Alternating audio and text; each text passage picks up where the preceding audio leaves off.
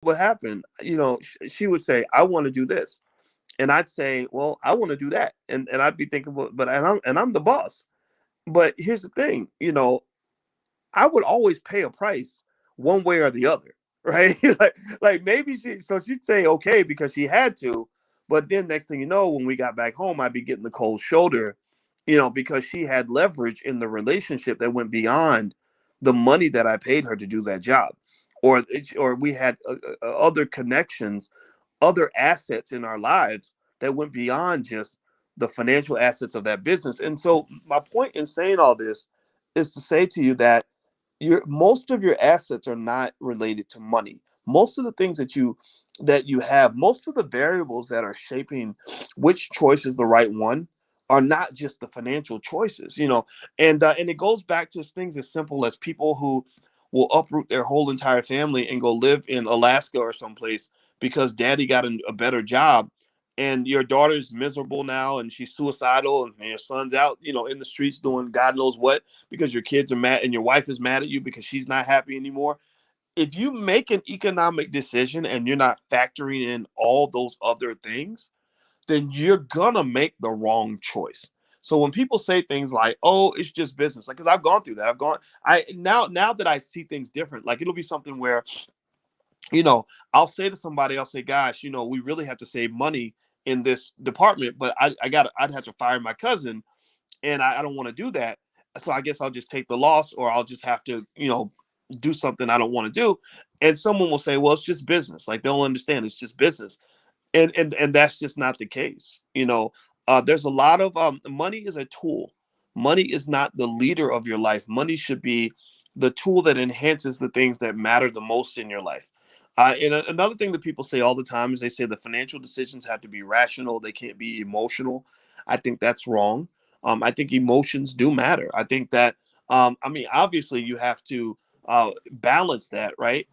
But I really think, for example, if someone offers you a chance to do business with them and that person or that situation is uncomfortable and creepy and stresses you out, it's okay to consider that when you decide how to move forward. Like, don't just sort of think that that everything has to be completely rational and that emotions have no place in your economic decision making, because emotions are directly rooted into your well-being and into your happiness and your peace of mind and all these other things. I make emotional decisions all the time. I would probably be making like so much more money if I learned how to just keep my mouth shut and stop saying the things that I really want to say. But it doesn't, but it's okay. I'm very rich, but I still say what I need to say because I don't need to get richer. I don't care. I just do truly do not care, right? And so so I would encourage you to be okay with allowing your emotional input to play a part in your economic decision making. The other thing that I hear people say is that it's rude to talk about money. Like, we don't talk about money at the dinner table and stuff like that. And I think that's a mistake because families need to talk about money.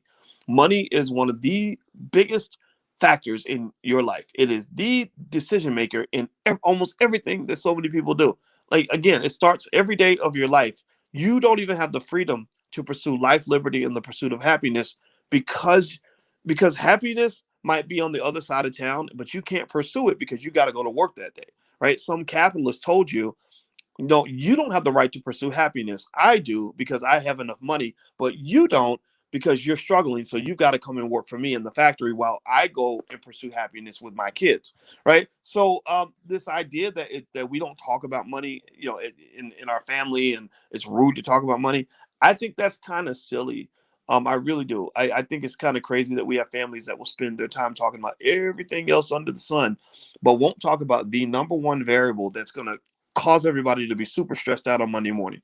Every family that loves each other should be talking about ways you can help each other to survive. And I had this conversation. I had a good long conversation Saturday with Dr. Claude Anderson, and we were talking about just some of the funny things that we've seen and stuff like that, publicly and everything. But one thing that I mentioned to him was, I think he was sort of showing appreciation for the fact that the Black Business School kind of helped in terms of supporting the Harvest Institute and getting him out there and stuff like that. And I said, this is not something you should thank me for. Um, I would not have considered myself to be your friend if I wasn't helping you economically. Like it's not it's nothing for me to say, oh, I think you're great. I think Powernomics is great. That who cares? Talk is cheap.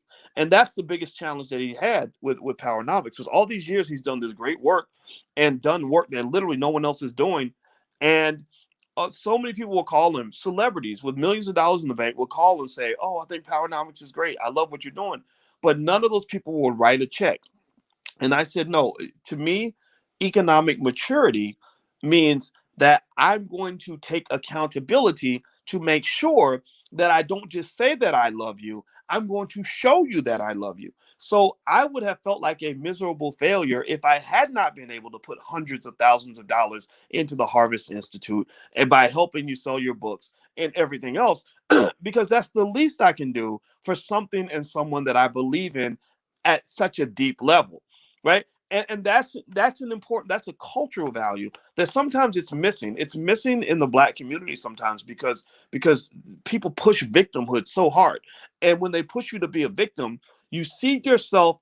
Victims are not people that necessarily embrace accountability. Like if you see yourself as a victim, you don't feel you don't see yourself as an empowered entity that is even capable of accountability, because you're so busy trying to not be a victim anymore, right? So the victim, or like you think about a basketball game, like the player who really thinks he's not that good and he's playing next to Michael Jordan doesn't even think about what he can do to actually help Michael score. He's going to sit back and watch him score all the points.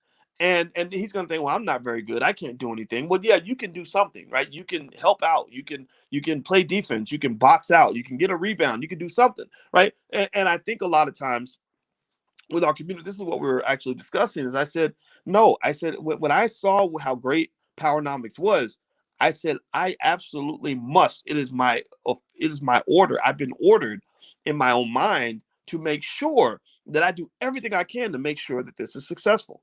And so I think you should have that same philosophy with the people you love. If you love your family, you will help them to survive. If you love your sibling and your sibling starts a business, you will go and do everything you can to support that business.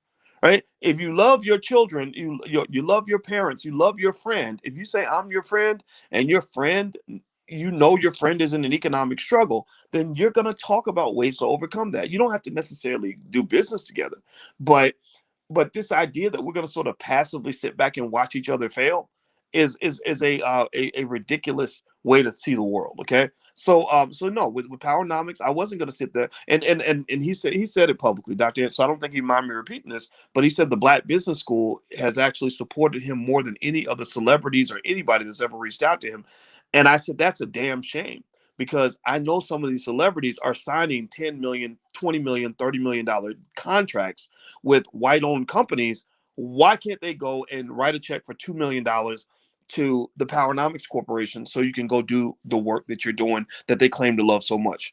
So that's the final thought for today on this. What I'm going to do actually with you guys is, if you come to class on Tuesday, or if you want to submit your questions in advance, I can answer more questions that you might have had related to the lecture that we did this weekend. I hope that this breakdown of financial decision making has been helpful to you. You can log in if you want to watch it again or watch it with your family. All you have to do is log in at blackwealthdecisions.com or the blackstockmarketprogram.com, and you can see the whole thing. And this is yours for life. I mean, it belongs to you for as long as you live. And